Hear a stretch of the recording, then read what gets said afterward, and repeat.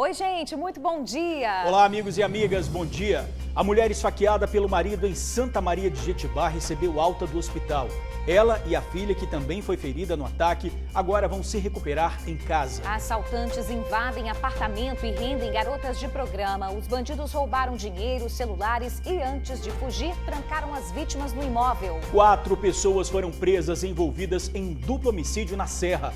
Um casal que comandava o tráfico de drogas no bairro Vila Nova de Colares é apontado como mandante do crime. Liberado empréstimo para 100 mil pessoas no estado. A linha de crédito é voltada também para quem está com o nome negativado. Ao vivo, o TN vai te explicar como solicitar o valor. E o TN também entra no clima do carnaval e mostra os preparativos das escolas de samba para os desfiles. Faltam apenas 10 dias, amigos.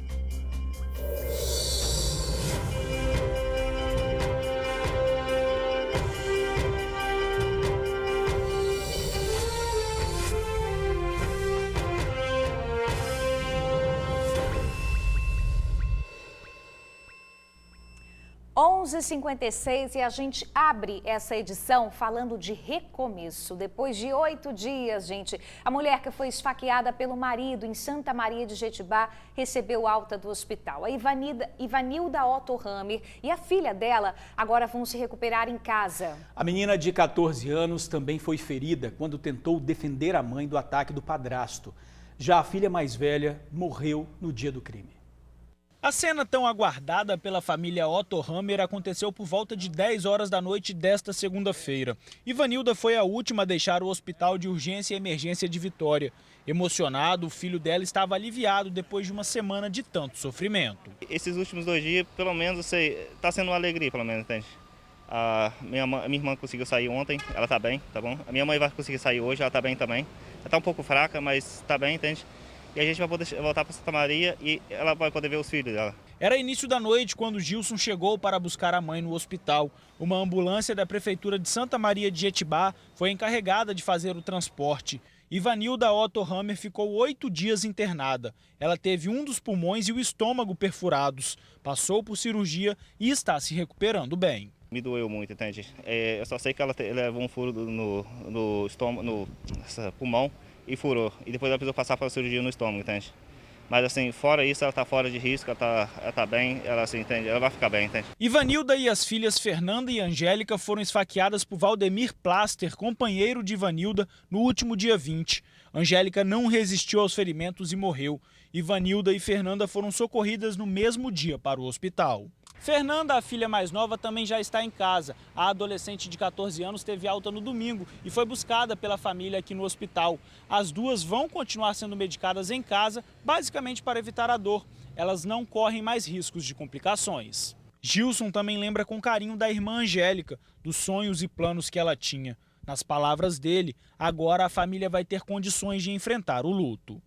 Desde que a minha irmã faleceu, não deu nem tempo para fazer outras coisas. A minha irmã estava no hospital, minha irmã de apenas 14 anos. A minha mãe, ela estava também. E agora a gente vai poder se reencontrar em família. A gente família e agora a gente vai poder passar o nosso luto, entende?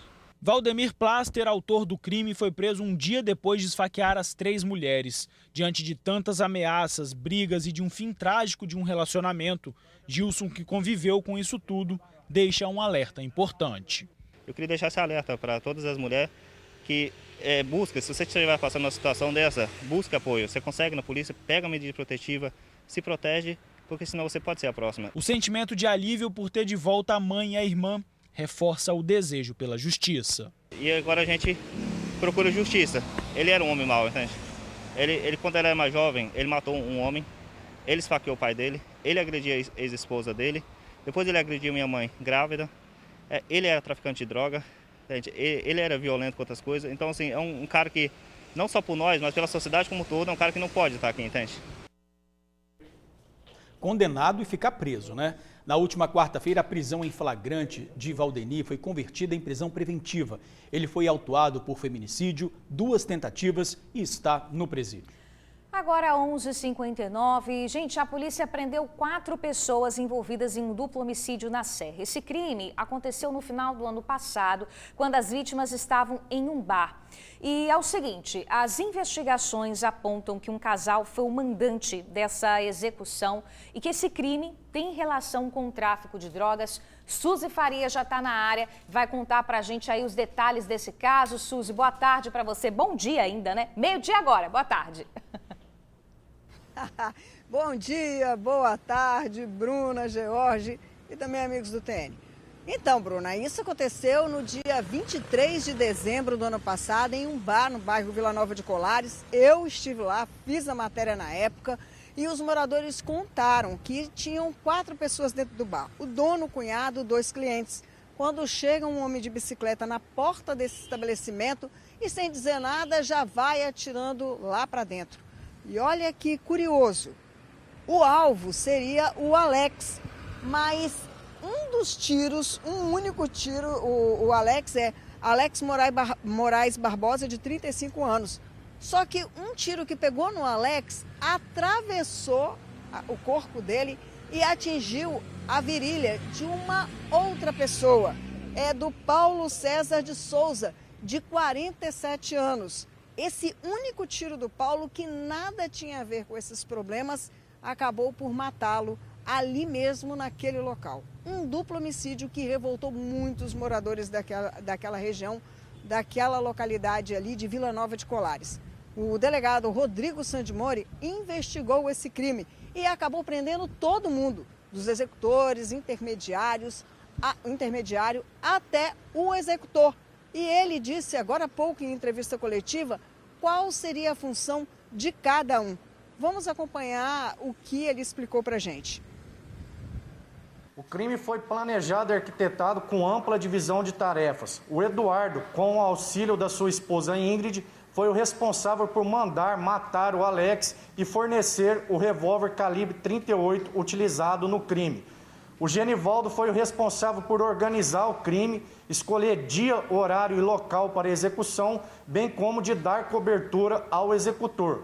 O Jonisson foi o responsável por executar as vítimas com disparos de arma de fogo. No dia do crime, as vítimas se encontravam no bar, juntamente com o proprietário do estabelecimento e o Genivaldo, quando o Jonisson chegou ao local de bicicleta, sacou um revólver calibre 38 da cintura e começou a efetuar disparos de arma de fogo na direção do Alex, que estava em pé na frente do bar. Um desses disparos atravessou o corpo do Alex e atingiu fatalmente a virilha do Paulo, que nada tinha a ver com a história e morreu inocente. Antes de sair do local, o Jonisson se aproximou do Alex, que já estava caído ao chão, e efetuou mais 2 disparos de arma de fogo nas costas dele. Os 2, Alex e Paulo, foram a óbito no local. Pois é, os envolvidos são Ingrid Vasconcelos dos Santos, de 40 anos de idade, o marido dela, Eduardo Nascimento Loureiro, de 39 anos de idade, os mandantes. O intermediário, essa pessoa que organizou, planejou quando, onde, como, é o Genivaldo Ferreira da Silva, que também é conhecido como Machixe, de 29 anos de idade. E quem foi lá e atirou, que estava de bicicleta, é o Jones Silage dos Santos, de 31 anos de idade. Agora, sabe qual foi o pagamento, George e Bruna, para que o Jonisson matasse o Alex? 14 pedras de crack, um valor de R$140. Veja só o valor da vida de alguém. E mais um detalhe que o delegado Rodrigo Sandimori passou.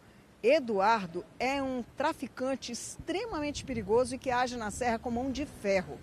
Ele seria ligado ao PCV, Primeiro Comando de Vitória, e responsável por abastecer com drogas muitos municípios do interior do estado, como Colatina, Santa Teresa, São Mateus e também Aracruz. Agora, o delegado disse que esse homem tão perigoso chegava a mandar recados, áudios para os gerentes dele, principalmente para um, mandando fazer cobranças, instruindo, na verdade, como ele deveria fazer a cobrança de um pagamento de drogas de uma determinada pessoa. E que a negociação aí para quitar a dívida seria uma arma. Houve só o tom que esse homem usa para instruir o gerente e como ele determina que seja feito caso a arma que seria o pagamento não chegue no destino. Ouça o áudio. Fala, é o Gordão no Vila Nova, mano, é o cara que você deve, só passa a visão, entendeu? Fala que você é meu parceiro, você tá lá pra resgatar a peça. Ele falou que ia estar lá em Colatina. Fala com ele, rapaz, nós vamos em Campo Grande, Porto Belo, estourar sua cara, pode falar, entendeu? Esse dívida aí não vai ficar pra trás não, ou você dá a metralhadora, ou nós vai atrás de você. Ou botar os meninos na sua vida, fala assim, filho. Botar na sua vida não, nós vai atrás, filho.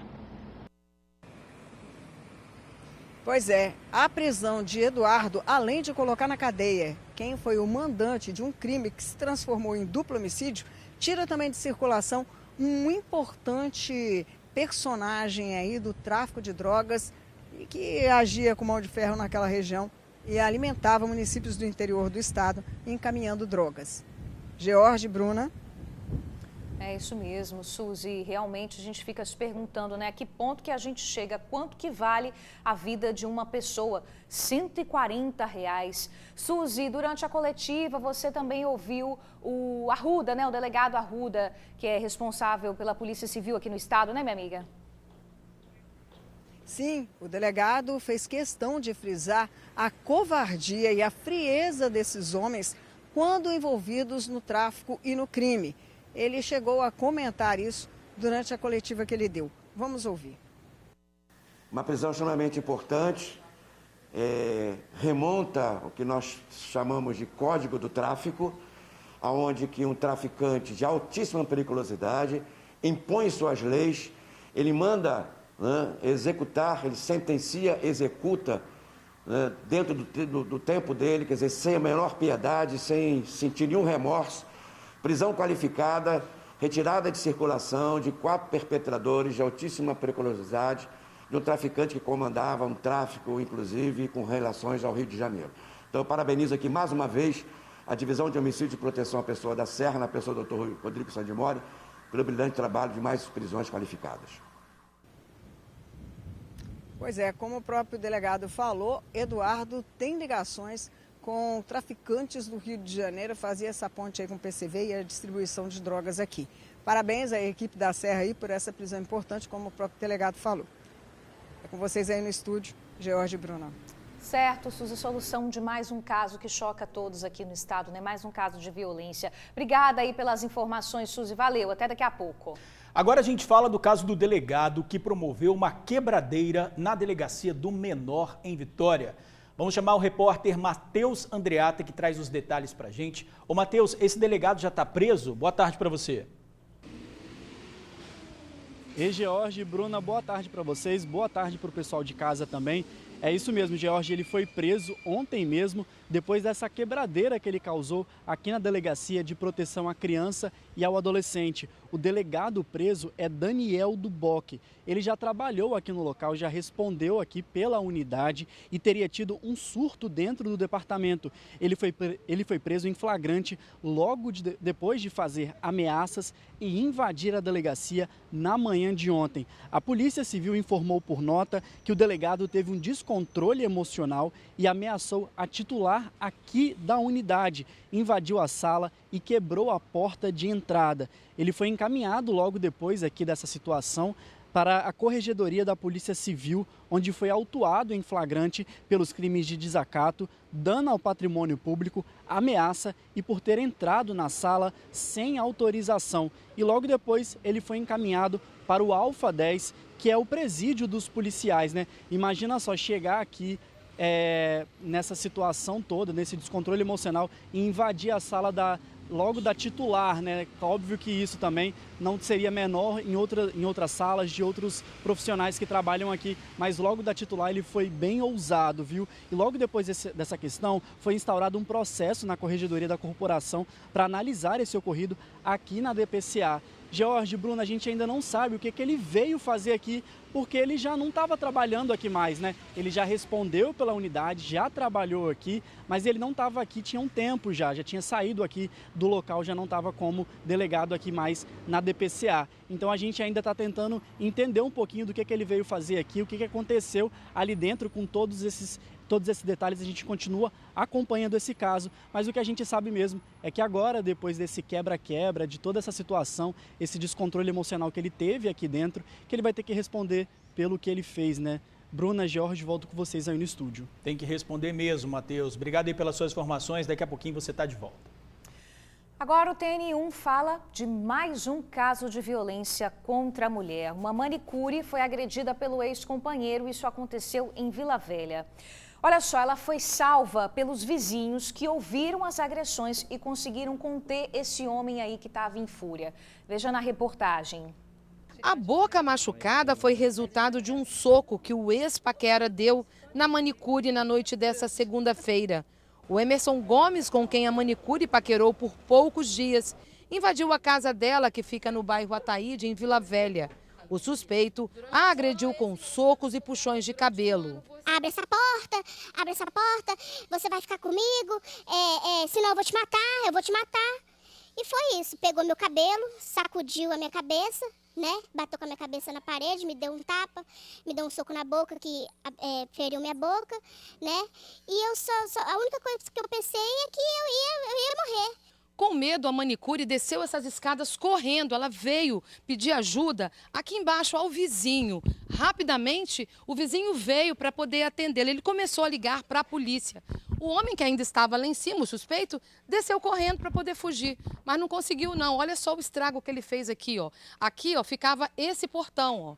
Olha onde ele veio parar. Olha os restos aqui de entulho, que aqui tinha um muro. Ele acabou derrubando esse muro, mas não teve jeito não de fugir, porque o vizinho conseguiu segurá-lo até a chegada da polícia. Devo muito aos meus vizinhos, porque se não fosse meus vizinhos, eu não sei o que seria de mim, não.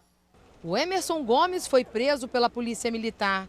Segundo a manicure, os dois nunca tiveram nada sério. Chegaram a paquerar algumas vezes ao longo de um ano, mas há 4 a relação foi finalizada e desde então o suspeito não aceita ficar longe dela. Mesmo depois dele constituir família, continuou a persegui-la.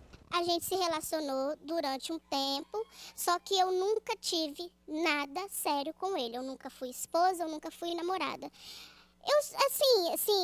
Foi um relacionamento assim, de ficar, eu nunca fui nada dele. A gente sempre se tratou numa boa, conversava, né? Como amizade. Ele nunca me agrediu, não. Essa foi a primeira vez. Ela tem medo do que pode acontecer caso o Emerson seja solto. Eu tenho medo dele me matar. Eu tenho medo dele voltar, dele me matar. Me perturbar, ele até que não pode me perturbar porque por causa da medida protetiva, mas me matar ele pode. Procurou a Polícia Civil para saber a atuação aí, né, desse homem, mas por enquanto a gente não teve resposta, continuamos aguardando. Agora a Suzy Faria já voltou aqui com a gente porque ela vai falar de outro assunto também envolvendo a violência. Suzy, 3 garotas de programa foram rendidas e assaltadas, isso aconteceu em Cariacica. Qual foi o desenrolar aí dessa história, minha amiga? Pois é, Bruna, não tá fácil para ninguém. As meninas estavam dentro lá do apartamento delas, esperando a hora, né, de fazer o seu trabalho, esperar os seus clientes, quando na verdade quem entra a porta dentro? 3 assaltantes, minha amiga. Elas acharam que era cliente, era 3 assaltantes. Rendidas, meninas desesperadas, tiveram que entregar tudo que tinham e mais um pouco ali da residência. Mas sabe quem foi atrás desse assunto e traz todos os detalhes pra gente? Nossa colega, a Vanusa Santana. A Vanusa foi lá falar sobre isso. Vamos acompanhar. As vítimas, segundo a polícia, são garotas de programa. Estavam no local à espera de trabalho quando 3 criminosos armados chegaram no apartamento. O imóvel fica no 3º andar deste prédio, na Avenida Expedito Garcia, em Campo Grande, Cariacica. As mulheres foram ameaçadas e obrigadas a entregar todos os objetos de valor e o dinheiro. Elas foram trancadas no local. Depois de roubar celulares e outros objetos pessoais, os rapazes acabaram descendo correndo as escadas e fugiram aqui pela Avenida Expedito Garcia. A Polícia Militar foi avisada e começou a fazer buscas aqui pela região. Logo em seguida, os militares viram os rapazes caminhando normalmente aqui pela Avenida Expedito Garcia. Houve então um acompanhamento, uma perseguição e eles acabaram capturados. 2 dos ladrões foram presos. Um deles é menor e tem 16 anos. O outro é Matheus Braga Paulo Tenente da Silva, de 23 anos. Ele já foi transferido para o Centro de Triagem de Viana. Na manhã de hoje, estava no Departamento Médico Legal para exame, mas não quis conversar com a imprensa. O terceiro suspeito conseguiu escapar. Tanto Matheus quanto o adolescente confessaram o assalto. Eles foram reconhecidos pelas vítimas. Você viu, Bruna? Eu acho que eles estão fazendo curso aí para ator, né? Se finge de clientes, saem, caminham pela rua como se fossem qualquer um para não chamar a atenção da polícia, mas não teve jeito. Acabaram na cadeia. Um ainda está solto. E aí a polícia vai atrás, com certeza daqui a pouco também vai para o Chilindró. Bruna? Tem limite nenhum, né? O Suzy, você traz pra gente também outro destaque, um assalto a um ônibus que aconteceu em Cariacica, né?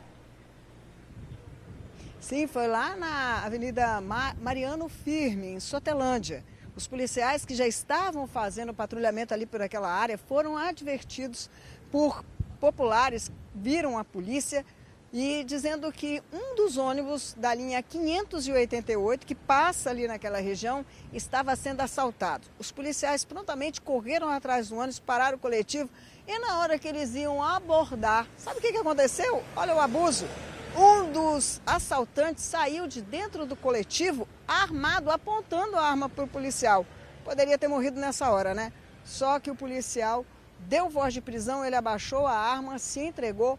Um outro que estava dentro do veículo, armado com uma faca, também não resistiu à prisão, entregou o armamento e devolveu tudo aquilo que já tinha levado, já tinha, na verdade, recolhido das pessoas que estavam dentro do ônibus. Era carteira, celular, anel, aliança, dinheiro, enfim, tudo aquilo que eles estavam pegando ali dos passageiros. Não deu bom para eles não, viu? Como o pessoal diz aí na gíria, deu ruim. O adolescente de 16 anos e um outro rapaz de 23 foram levados para a Delegacia Regional de Cariacica, onde foram autuados por roubo à mão armada. E veja só como foi importante a população encontrar com uma viatura policial fazendo ronda na região. Poderia ter sido mais um assalto que deu certo, mas dessa vez não. Agora, triste, Bruno, é saber que esses caras que estão entrando dentro do ônibus estão roubando trabalhador.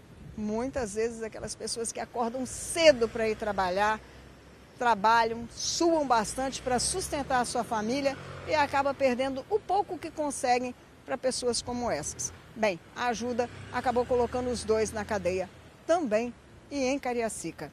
É com você, Bruno e Jorge. Trabalhadores indo, né, trabalhar de manhã cedo, todo mundo acordou cedo. Esse assalto aí não deu certo, mas a gente sabe que diariamente vários crimes acontecem dentro dos coletivos na Grande Vitória e dão certo. Os bandidos fogem levando tudo e depois não são pegos, o trabalhador fica no prejuízo. Isso aí, a população tem que denunciar mesmo para auxiliar o trabalho da polícia. Suzy, minha amiga, obrigada aí pelas informações, tá? Bom trabalho para você. A polícia ainda está à procura dos traficantes que mataram um adolescente na porta de casa em Cariacica. Um estudante de 14 anos. Mais uma vítima inocente da guerra do tráfico que impõe regras e intimida cada vez mais o cidadão de bem. Ele encostou assim e já foi caindo, aí eu desci a escada correndo. E eu cheguei perto dele, foi onde ele respirou e pronto. Eu vi ele caindo. O relato é de uma mãe que viu o próprio filho morrendo, isso na esquina de casa. Na lembrança dela, a cena que gostaria de esquecer. Já no chão da esquina e na parede próxima, os resquícios do crime. Jefferson Gabriel dos Santos tinha 14 anos. Foi morto no final de semana quando voltava da padaria. Um jovem caseiro, criado por uma mãe que só soube proteger. Ele sempre foi criado dentro da igreja. sempre na igreja, da igreja para casa, de casa para a escola. E a minha preocupação era essa, deles serem confundidos. Jefferson Gabriel tinha apenas 14 anos. É mais uma vítima da guerra do tráfico de drogas que assola diversas regiões aqui da Grande Vitória. Lá em Cariacica, no caso, a guerra é entre os bairros Santa Rosa e o Morro do Quiabo. Inocentes, infelizmente, que estão perdendo as suas vidas, principalmente quando moram em bairros próximos a esses dois que eu acabei de citar. Agora, não dá nem mais para andar na rua onde vive, infelizmente. O tráfico, inclusive, até anuncia: quem estiver na rua pode sim ser baleado. Nessas mensagens que foram espalhadas por aplicativos de texto, a ordem de sair da rua ou seria morto. Outra mensagem atribuída a traficantes avisa sobre uma retaliação pela morte do adolescente. Já nesse vídeo, os traficantes do Morro do Quiabo afirmam que não têm envolvimento com crime e fazem mais ameaças. Tá ligado que não foi nós aqui do Quiabo aqui que subiu e fez essa covardia com o menor não, mano. Nós vai subir a favela, vai acampar. Morador, fica tranquilo, morador. Não sai de casa que a pólvora vai acender mesmo, tá ligado? A tropa do avanço vai subir daquele jeito. Nós não vai subir pra matar inocente não, tá ligado? No meio do fogo cruzado, o morador tenta sobreviver. Inocentes perdem a vida pela guerra de um poder paralelo. Na escola do adolescente, o luto em forma de homenagem. Uma mãe sofre, mas tenta tirar forças para continuar a criar o filho que ficou. Por causa dessa guerra entre o tráfico, eles estão pegando os inocentes, pessoas que não têm nada a ver, eles não estão nem aí. Eu sei que ele não foi o primeiro inocente a morrer. Eu queria que acabasse com isso para que outras mães não passassem o que eu estou passando agora, porque eu acredito também que ele não será o último. E a justiça tem que fazer alguma coisa. Que dor para essa família, né? Muita força aí para vocês. E até o momento, nenhum suspeito desse crime tão bárbaro foi preso. Olha, vamos falar agora de crédito para 100 mil pessoas que estão com o nome no SPC. O crédito, que pode ser parcelado em 24 vezes, é oferecido pela Caixa Econômica Federal. Luciano Rossetti está ao vivo, vai falar também de FGTS, mas primeiro vai falar sobre esse crédito para a gente. Luciano, boa tarde para você.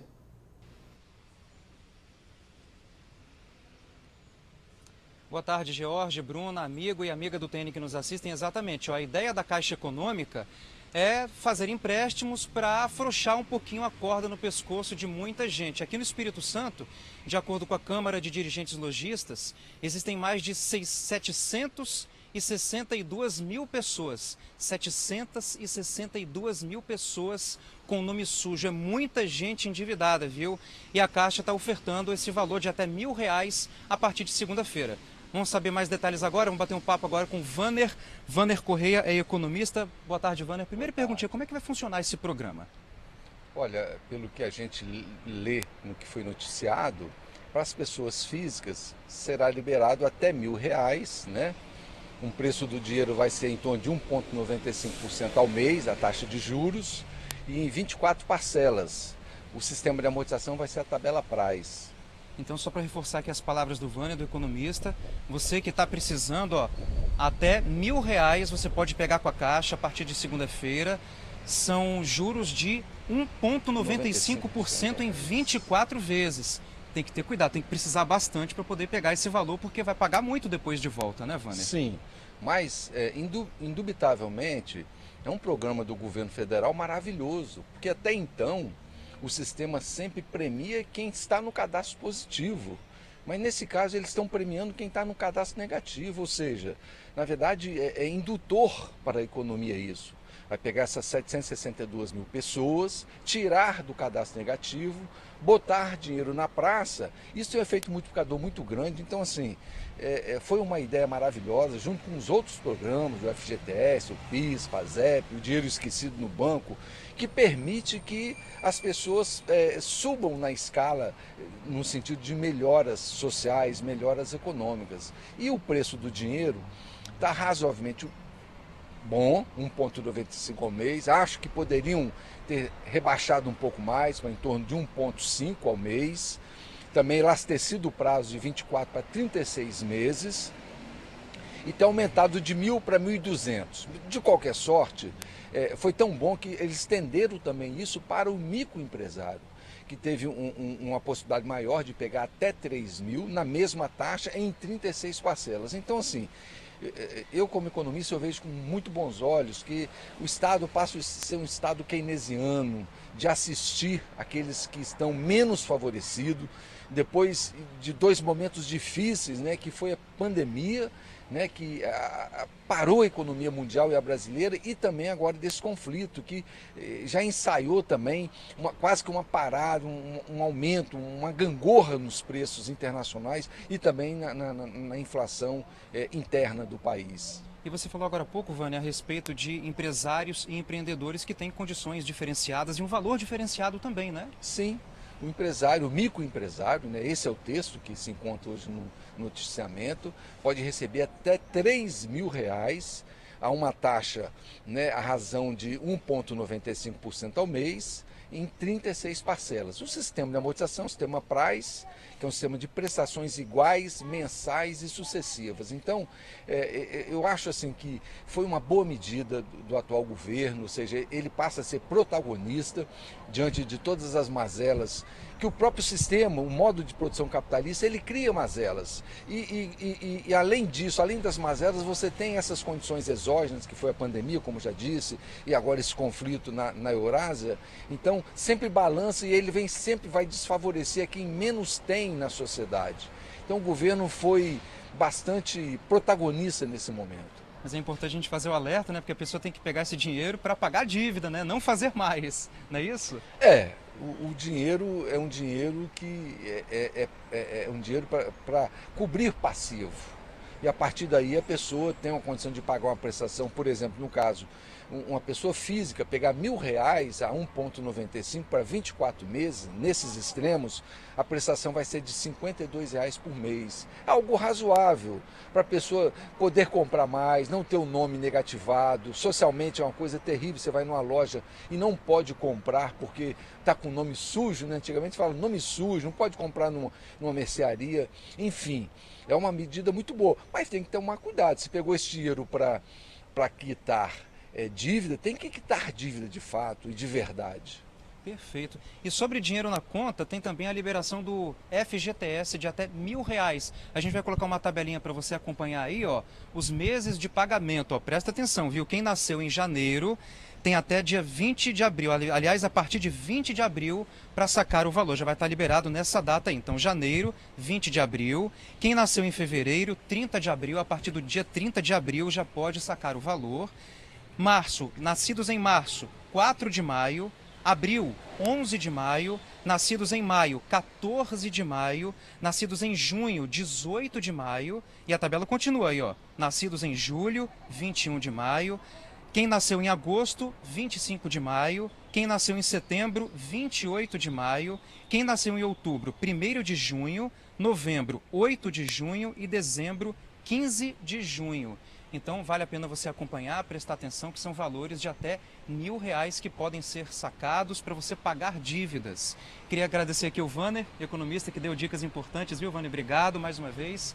E é isso, Bruna e George, a economia está dando sinais de que vai ajudar a pessoa. Só que a pessoa tem que se ajudar, né? Não pode continuar endividado, né? Eu volto com vocês. Exatamente, Luciano. Só para esclarecer aqui para o nosso público, o FGTS, gente, são R$1.000, mas a partir do dia 20 de abril começa a receber, a partir do que o Luciano falou, vai ser depositado aí na conta do Caixa Tem. Se você não quiser usar, você não precisa usar, que depois esse dinheiro vai voltar para o FGTS, mas pela situação muita gente vai usar, né? E outra coisa é esse empréstimo que a Caixa está fazendo para os endividados. Então 100 mil pessoas podem pegar esse empréstimo, já está valendo desde ontem, você pode ir na Caixa, se precisar, e pegar esse empréstimo para os endividados, tá? Obrigado, Luciano.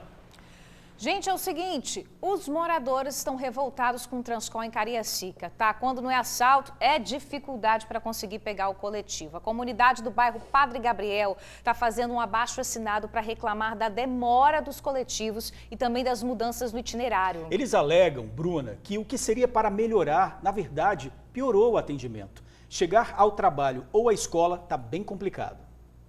Tá vendo esse cartaz aí? 756 e 716. Esses são os problemas aqui em Padre Gabriel Cariacica. 2 linhas de ônibus que, segundo o pessoal, passam de vez em quando. A demora, né, do tempo de espera que a gente fica no ponto, de 40 minutos, 1 hora. A gente quer saber o horário que o nosso ônibus sai do bairro, que nem a gente tinha antes. Trabalho só uma vez na semana, no domingo. O certo é eu pegar o Jardim América 6, 5 e 40. Eu tô pegando ele 6 e 20 da manhã por conta que a gente não sabe mais o horário que sai aqui. Aí a galera chega atrasada no trabalho, na consulta, na escola e por aí vai. Ela tá chegando atrasada no colégio, tomando ocorrência. E ele também, ele vai na PAI, tem que estar na PAI 7 horas e tá chegando atrasado. Não pode chegar atrasado, senão eles não deixam entrar. E você chegou atrasada, Thaís, esses dias? Aí a gente chega atrasada e a mulher ainda fica falando, reclamando. A gente fala bem assim, mas nós temos os horários que é uma hora, gente. Aí a gente quer chegar o quê? Que horas? Você quer que chega cedo? Aí ela fica brincando. É complicado, viu? A sensação que se tem é que cada vez que um coletivo desse passa, parece que você perdeu uma oportunidade de ouro. Olha só, esse aqui é o 716, está passando aqui, terminal de Campo Grande. Agora sabe lá que horas ele vai passar de novo, né? Vai sair do terminal. Esse é provavelmente o que saiu 8h10 do terminal. Tá vendo? Ele é circular? Então, olha só, 8h50, depois de 8h50, 10h25 da manhã. Então, a gente está trabalhando com horários de mais de 1 hora, né? 1 hora, 1h05, e isso sem contar os finais de semana. E os moradores aqui fizeram um abaixo-assinado, né? Tem cerca de 500 assinaturas? Aproximadamente 500 assinaturas. E vocês pedem o quê? O retorno do ponto final aqui no bairro, o aumento da frota das duas linhas, 716, 756. Do início do ano para cá, essas linhas passaram a ser circular. Então a gente não tem como saber qual horário que ele vai estar saindo aqui do bairro. Nós estamos aqui reivindicando que possamos, né, ter o direito garantido por parte do Estado de ir e vir com dignidade. Pois é, e lá se vai agora, o 756, está descendo aqui o morro, sabe-se lá que horas esse ônibus vai passar aqui de novo, né, Karina? Tá complicado, ele está indo embora agora, sabe lá que horas ele passa aqui novamente, né? Verdade, agora os moradores vão mofar, né? E não contando que agora também ele vai subir lá em cima e aí demora mais ainda. Se era 40, 10, 20, 30 minutos para chegar no terminal, ainda mais, né? Porque tem a rota que sobe lá em cima. É uma coisa que deveria também ser estudada.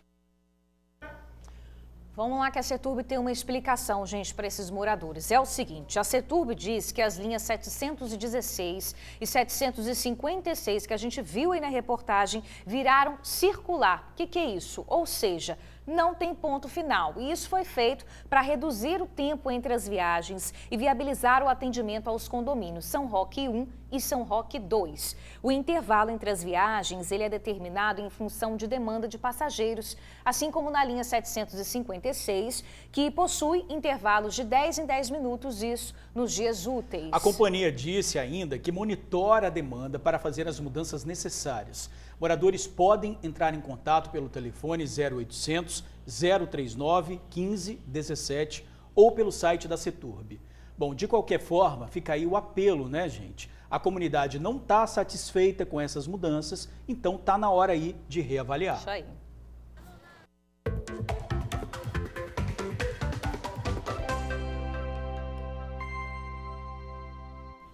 Rodou a vinheta, bora falar de emprego, porque o Cine de Vila Velha tem mais de 270 vagas, tá? Esteticista, jardineiro, bombeiro hidráulico, atendente de lanchonete e muito mais. Dá uma olhadinha lá no site vilavelha.es.gov.br/Trabalha Vila Velha. Já o Cine da Serra tem 146 vagas, servente, operador de mistura, pintor de obras, encanador e muito mais. Você pode ver os detalhes no site maisemprego.serra.es.gov.br. Vacinação de gripe antecipada no Espírito Santo. A expectativa até o fim da campanha é vacinar 1,5 milhão de capixabas. Essa primeira etapa começou com os idosos. Quem não perdeu tempo para se proteger foi a Georgina, de 73 anos. A aposentada estava cedinho no posto de saúde para tomar a vacina contra a gripe. É o reforço da influenza, a gripe. E a senhora também já tomou a vacina da Covid, né? Eu tomei a quarta dose. E agora como a senhora está se sentindo mais imunizada, mais tranquila? Eu tomo todas, não tem essa coisa não. Apareceu vacina, eu estou tomando. A Cristina aproveitou uma viagem só para tomar 2 vacinas. influenza e a 4ª dose da Covid. Aproveitou para tomar as duas já de uma vez? Duas de vez, para não ficar indo lá e vindo cá. A campanha de imunização teria início no dia 4 de abril, mas o Espírito Santo antecipou a vacinação. A expectativa do estado é aplicar 1,5 milhão de doses. Aqui em Vitória, cerca de 62 mil idosos são alvo dessa primeira etapa. Os idosos que se agendam aqui em Vitória para tomar a 4ª dose já está tomando conjuntamente a vacina contra a influenza, a vacina da gripe, que é extremamente importante que se antecipe para tomar, para que quando chegar a sazonalidade da gripe, que é os meses aí de abril a agosto, o idoso já esteja com a sua imunidade preparada para combater mais esse vírus, que é o da influenza. Atenção! Você aí que já tomou a vacina da gripe no ano passado ou início desse ano, precisa se vacinar novamente. Importante que a campanha de vacinação do ano passado contra a influenza, ela foi alongada até início desse ano de 2022. Então, se o idoso tomou a vacina contra a gripe nos meses de dezembro, janeiro ou até iníciozinho de fevereiro, precisa retornar agora para tomar essa nova vacina contra a influenza, uma vez que veio uma vacina diferente, com uma cepa nova, que é que estava circulando lá no hemisfério norte e que é que chega para nós agora nesse próximo inverno nosso. Até o dia 12 de março, 12 pessoas foram vítimas da influenza no estado. Em 2021, 47 capixabas morreram pela doença, 80% idosos de 60 anos ou mais. Tá aí a importância da vacinação. Para garantir essa proteção, basta acessar o site de agendamento que o seu município já utiliza e garantir a vaga. É por agendamento, uma vez que a gente precisa organizar o acesso de todos esses milhares de idosos que precisam retornar. Além disso, extremamente importante, ir no seu horário. Quando a gente coloca o horário da vacinação, é para que não haja tumulto, que não fique muito tempo esperando. Então, quando se agendar para um horário, cumpra o seu horário para você ser rapidamente atendido e poder retornar para casa. Pois é, são duas etapas. Na primeira, aí, os idosos com mais de 60 anos e trabalhadores da saúde. Na segunda etapa, crianças de 6 meses a menores de 5 anos, além de gestantes, puérperas, povos indígenas, professores, pessoas com comorbidades, pessoas com deficiência permanente e forças de segurança. Importante, né, como a gente diz, é fazer o agendamento no site do seu município. 36 cidades capixabas podem ser liberadas do uso da máscara, mesmo em ambientes fechados nos próximos dias. Entre as cidades estão Colatina, Linhares, Alegre, Anchieta e Marataízes. De acordo com a Secretaria Estadual de Saúde, para alcançar o risco muito baixo, a microrregião precisa ter um local de testagem de livre demanda, imunização de 80% da população adulta com as 2 doses da vacina, 90% dos adolescentes com a primeira dose e 90% dos idosos com a terceira dose. Além disso, o estado pode não ter mortes pela Covid pelos próximos 21 dias. Essa é a previsão da Secretaria de Saúde devido à queda no número de internações e também nos novos casos de Covid. A lista completa das cidades você pode conferir lá no tribunaonline.com.br. É que essa previsão se confirme, né? Sem mortes nos próximos 21 dias. Tomara, é o que todo mundo quer. A seguir, você vai ver suspeito de assalto é baleado em Vila Velha. Ele teria trocado tiros com a Guarda Municipal. Vamos falar também da alta do preço dos alimentos e como isso vem pesando no bolso do consumidor. E ainda, os preparativos das escolas de samba para o Carnaval Capixaba. Faltam apenas 10 dias, hein, gente? A gente volta rapidinho. Estamos de volta agora, 12h39. Você tem impressão, Bruno, quando você vai no mercado comprar alguma coisa, leva R$50, se você vai essa semana, vai na outra semana, você compra cada vez menos coisa? A sacola só vai diminuindo. Com R$50 hoje você sai o quê? Com uma sacola? Com 2 no máximo. Ou com 10% da sacola. Exatamente. Sabe por quê, gente? A inflação está sufocando. Carne, frutas e verduras estão cada vez mais caros. E como lidar com essa alta no dia a dia? Pois é, não está fácil mesmo, né? Uma série de fatores aí, aumento da gasolina, chuva, seca, tudo acaba refletindo no preço final e, claro, pesa aí no bolso do consumidor. Então, não tem jeito, tem que pesquisar, substituir e buscar produtos da estação. Essa daí é uma das saídas para aliviar as contas. Cenoura, pimentão, repolho. O valor do quilo vem aumentando a cada dia. O mesmo vale para algumas frutas, como o mamão. A carne, o ovo, também estão com preços mais salgados. Esses são alguns exemplos da alta da inflação e muitos itens são considerados essenciais na alimentação. A cenoura mesmo, que o valor subiu 120% nos últimos meses, promove benefícios para a visão, pele e imunidade. Mas podemos substituí-la? Nós convidamos a nutricionista Késia Lima, que vai dar algumas dicas para a gente. Outros alimentos de cores amarela e laranja também são boas opções, tanto para a visão, como a cenoura também ajuda, para o intestino, porque contém fibras. Então, os alimentos como a laranja, a abóbora, o mamão, eles também são boas opções que vão complementar muito bem essa alimentação. Encontramos o João nas compras com o filho Davi, de 2 anos. Ele aproveitou para tirar uma dúvida. Como eu posso enriquecer a alimentação do meu filho com essa alta dos produtos? Olha, é uma boa pergunta, porque a população toda sofre, né? Mas as crianças, elas precisam de uma alimentação bem mais reforçada. Então, quando a gente aproveita frutas da época, a gente aproveita todas as vitaminas e minerais, e além das frutas e os legumes estarem mais saborosos. Então, esteja sempre atento às promoções dos mercados, que sempre tem um dia de feira, e também olhe às vezes nas redes sociais, que tem lá, safra do mês. Aí lá vai ter, por exemplo, estamos chegando na época da mexerica, também tem a ameixa, tem a maçã. Então são alimentos que eles vão estar mais em conta, você não vai deixar de consumi-los por causa da alta do preço e ainda assim vai fortalecer tanto para a sua família quanto para o seu neném. Eduardo está desempregado e atento aos preços. Porque está subindo tanto assim as verduras, né? É uma pergunta interessante porque a gente tem a diferença da estação, né? A gente estava no verão, então a gente passa por um momento de muita chuva e ao mesmo tempo em alguns lugares mais seco.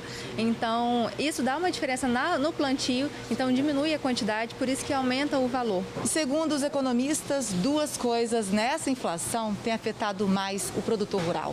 A primeira é a alta do combustível e a segunda é que o fertilizante está bem mais caro. Tem muitos produtores que antes pagavam R$100 para comprar um saco de fertilizante, hoje estão gastando 400, então o encarecimento desse custo de produção também impacta no preço final para os consumidores. Então, e além disso, você acaba encontrando também problemas climáticos que, ora a gente tem muita chuva, ora seca. Então essas mudanças climáticas também são fatores que vêm impactando no preço para o consumidor. A inflação está em crescimento há aproximadamente 7 meses. O economista Eduardo Araújo também dá algumas dicas para quem quer driblar essa crise, evitando não ficar no vermelho. A solução mais inteligente é utilizar esses aplicativos que são gratuitos e públicos, como o Menor Preço Brasil, em que você consegue comparar preço de diferentes estabelecimentos de uma forma bem dinâmica e daí tomar a decisão se vale mesmo a pena sair de um supermercado para outro. Isso aí, tem que pesquisar. Gente, o criminoso que foi preso depois de sequestrar uma jovem em Guarapari já é um velho conhecido da polícia. A gente acompanhou essa história aqui ontem, né? Pois bem, ele tem uma extensa ficha criminal, inclusive por estuprar mulheres. Messias Camelo de Carvalho, de 33 anos, é conhecido como o maníaco da praia. Ele tem 4 condenações pela justiça por furto, porte ilegal de arma e roubo. Ele ainda é acusado de estuprar 2 mulheres na Paraíba. Um dos crimes aconteceu na frente da filha da vítima, uma criança de 2 anos. Nesse final de semana, Messias invadiu uma casa em Guarapari e sequestrou uma jovem. Em Cachoeiro de Itapemirim, o carro em que eles estavam foi interceptado e o bandido foi preso. Ontem ele passou por uma audiência de custódia e a prisão em flagrante foi convertida em preventiva, ou seja, ele não vai responder pelo crime em liberdade. Olha, tá chegando, gente. Faltam 10 dias para o Carnaval de Vitória. As escolas já estão na reta final, mas com muito trabalho. Vamos chamar ao vivo o Matheus Andreata, que está na quadra da Jucutuquara. Não é isso, Matheus? A gente fez uma promessa na última vez, né, Bruna? Qual foi essa promessa aí pro Matheus? Na verdade, ele prometeu pra gente. Eu quero ver, Matheus. Olha, ele já está aqui preocupado, coçando a cabeça. Matheus, direto do barracão da Jucutuquara, falando de carnaval em Vitória. Cadê o samba no pé, meu amigo? Boa tarde, Bruna, George. Olha só, Eu já tô coçando a cabeça aqui de preocupação, porque eu não tive tempo de treinar, não. A gente ainda tem 2 semanas. No sábado, lá no dia 9, a gente vai estar junto para poder acompanhar todo esse desfile do grupo especial. Eu vou estar lá no Sambão do Povo, mas por enquanto, George e Bruna, sem samba no pé, viu?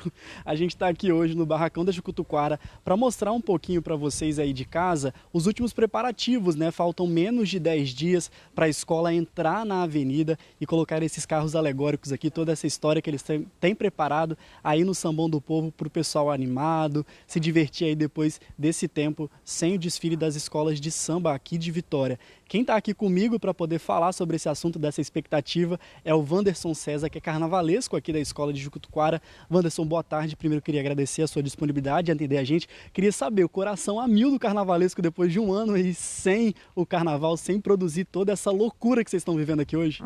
Boa tarde, eu que agradeço, né, a vinda de vocês. Então, a ansiedade está a mil, né? Depois de um ano sem carnaval, 2 anos sem a gente poder pisar na avenida, sem poder viver essa emoção. E ainda comemorando os 50 anos, que é um enredo muito aguardado pela comunidade de Jucutuquara. Então, assim, é um desfile muito aguardado não só pelo momento que a gente viveu anteriormente, mas também pela comemoração desses 50 anos. E me fala um pouquinho como é que vai ser esse enredo, o que a gente pode contar aí para o pessoal de casa, sem revelar muita coisa, né? Porque a gente precisa guardar uma surpresa aí para o sábado. Sim, a gente tem que guardar algumas surpresas para o dia 9. Então, a Jucutuquara, para contar os 50 anos da escola, a gente vai contar um pouquinho da história do bairro. Então, a gente volta lá nos indígenas que viveram na região de Jucutuquara e eles vão dar nome ao bairro a partir da Pedra dos Olhos, uma lenda ali que envolve a Pedra dos Olhos. E a gente passa por todo o desenrolar da história do bairro, como o bairro se urbanizou, chegada do IFES, Fábrica 747. Quem viveu essa história de Jucutuquara vai se identificar muito com os elementos, né? A gente aposta na fácil leitura. A gente passa pelo ambiente religioso que vai se desenvolver ali em Jucutuquara também, a igreja de São Sebastião, que é muito famosa, a figura de Dona Maria Coroa, os terreiros de Umbanda, até desembocar na história da própria Unidos de Jucutuquara, a boemia do bairro, os bares, os famosos bares da região, e terminar comemorando os 7 títulos da escola e aí buscando mais um título também comemorando esses 50 anos.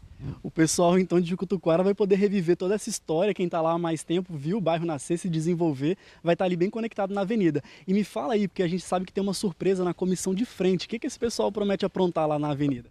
Então, a comissão de frente é um desses elementos da história do bairro de Jucutuquara que tem uma fácil assimilação muito grande, assim. Todo mundo que passa pelo bairro de Jucutuquara acredita que vai identificar de cara qual é esse elemento do bairro que está representado ali na comissão de frente. E é uma aposta da escola, não só a comissão, como esses elementos de fácil identificação da história do bairro de Jucutuquara, do dia a dia do bairro de Jucutuquara, para a gente trazer o pertencimento não só para o torcedor, mas também para a galera de Vitória que vivencia o bairro, que passa pelo bairro, poder identificar esses elementos ali dentro do desfile. Ô Wanderson, e uma última coisa que eu queria que você falasse para o pessoal de casa é assim, tem um elemento surpresa aqui que a gente pode falar o que é, você quer contar para o pessoal de casa, quer deixar guardado, pelo menos a gente não vai mostrar, já adiantar para o pessoal de casa que a gente não vai mostrar, mas você pode falar para o pessoal o que é que está aguardando lá na avenida? Então, o que a gente tem guardado as 7 chaves aqui no barracão é o símbolo da escola, a coruja. É uma coruja tradicional, ela não tem nenhuma mirabolância, mas ela está sendo guardada às 7 chaves por ser um elemento muito aguardado pelos torcedores de Jucutuquara. Então a gente espera que eles, quando veem a coruja na avenida, se sintam muito felizes, né? Com o símbolo da escola tão bem representado, que traz tanta afetividade, tanto carinho para eles. E vocês estão na corrida louca aqui agora, que você me falou que mais ou menos 14 horas de trabalho por dia. É isso mesmo? O que está faltando aqui para finalizar tudo isso? Exatamente. Nessa reta final de finalização de trabalho, a gente basicamente não tem nem hora. Eu brinco que o barracão é a caverna do dragão. A gente entra e não sai mais. E aí agora já são retoques finais, lapidando as coisas, a coruja está ali, já ficando prontinha. E aí é isso, os acabamentos finais, vão entrando os detalhes, é a hora da gente realmente, assim, botar a escola da forma que a gente planejou na avenida.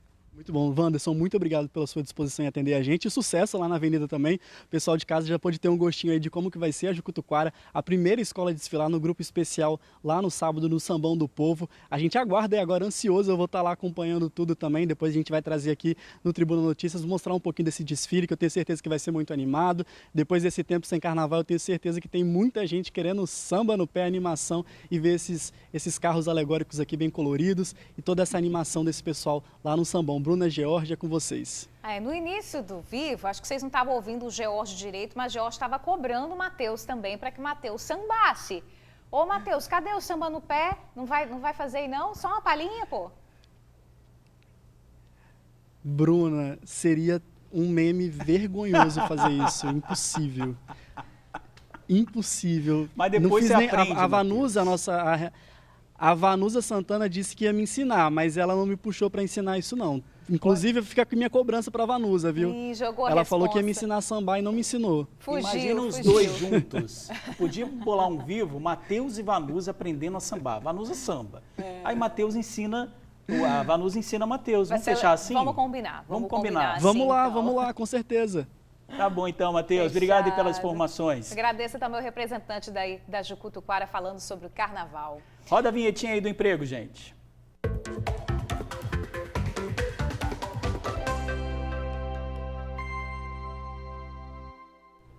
Olha, temos vagas de estágio na Agência do Trabalhador de Cariacica. Estágio em telemarketing, administração, atendimento ao cliente e informática. Veja os detalhes em cariacica.es.gov.br. E no Cine de Vitória, 76 oportunidades. Técnico em segurança do trabalho, manicure, atendente de balcão e auxiliar administrativo. Veja em trabalhavix.vitoria.es.gov.br. Terça-feira, 29 de março, veja os destaques do jornal A Tribuna. Liberado empréstimo para 100 mil no estado, mesmo com o nome no SPC. Na foto principal, idosos se queixam de serviços digitais. Grande Vitória tem 14 mil imóveis em construção. Ex-empregado briga com a Vale na justiça por invenção de 26 bilhões. Doença da mulher de Will Smith atinge 2.000 no Espírito Santo. E veja ainda na edição de hoje, em esportes, Fla anuncia reforço que vem da Rússia. Alimentação inadequada causa até 20% dos casos de câncer. E bares e restaurantes pedem fim do uso da máscara.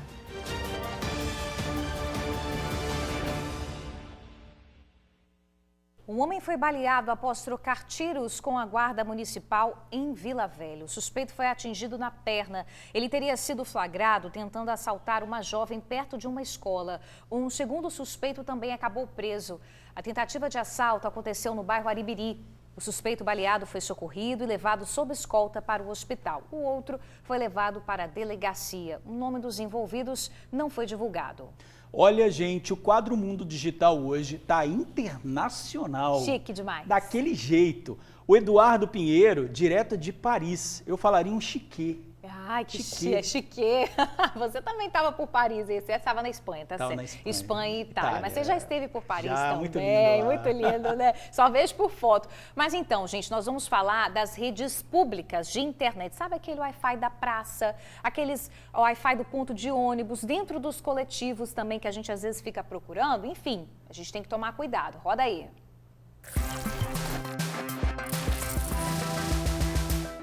Olá, boa tarde. Hoje vamos falar sobre as redes Wi-Fi públicas. Quais são os riscos inerentes a essas redes? Costumamos buscar essas redes para economizar o nosso plano de dados e também em busca de melhores velocidades. Só que existem os riscos intrínsecos a esse tipo de conexão. Hackers podem estar à espreita para capturar dados pessoais, dados de cartões de crédito e também dados bancários. As dicas de segurança são: evite digitar senhas e entrar em sites que necessitem algum tipo de autenticação. Utilize essas redes somente para buscar endereços ou promoções próximos de você. E por fim, certifique-se de que a rede Wi-Fi é realmente do estabelecimento que você conhece, pois os hackers costumam renomear suas redes para fazer armadilhas e você entra nas redes deles e facilita o trabalho deles de roubo de dados. Essas são as principais dicas para que você acesse as redes sem nenhum tipo de risco para você e para os seus dados. Eduardo Pinheiro, você está falando aí dos cuidados com o Wi-Fi público, né? Mas da nossa casa a gente precisa ter cuidado também. Boa pergunta, Jorge. Em relação às nossas redes residenciais, precisamos também ter alguns cuidados. O primeiro é não manter aquela senha padrão que é estabelecido pela operadora, pois muitos hackers têm listas dessas senhas e facilita eles estarem entrando nas nossas redes Wi-Fi domésticas. Outra dica é não compartilhar com pessoas que não sejam da sua confiança, pois muitas vezes uma festa, algum evento na sua residência, você pode estar compartilhando isso e depois a sua conexão pode ser utilizada para um fato criminoso, um ato ilícito qualquer, e você será responsável também aí por este evento. Essas aí são as dicas em relação às redes domésticas. Então, na próxima semana estarei de novo com vocês aí no estúdio. Um abraço para todos. Será que ali na Praça da Torre Eiffel tem Wi-Fi? Tem que tomar cuidado, né, se ele for conectar.